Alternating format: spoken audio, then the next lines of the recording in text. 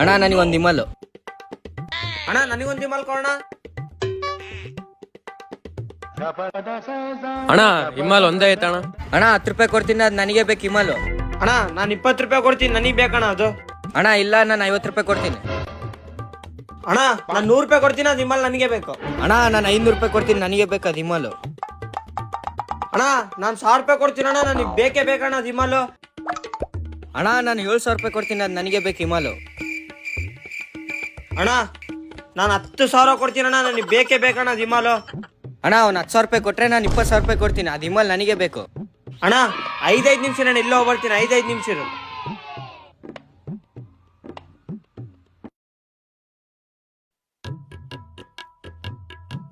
ಅಣ್ಣ ಇದ್ ನಮ್ಮ ಮನೆ ಪತ್ರ, ಇದ್ ನನ್ ಗಾಡಿ ಬೀಗ, ಇದ್ ನನ್ ಫೋನು, ಇದೆಲ್ಲ ತಗೊಂಡ ಇಮಲ್ ನನಗೆ ಬೇಕೇ ಬೇಕು ಅಣ್ಣ.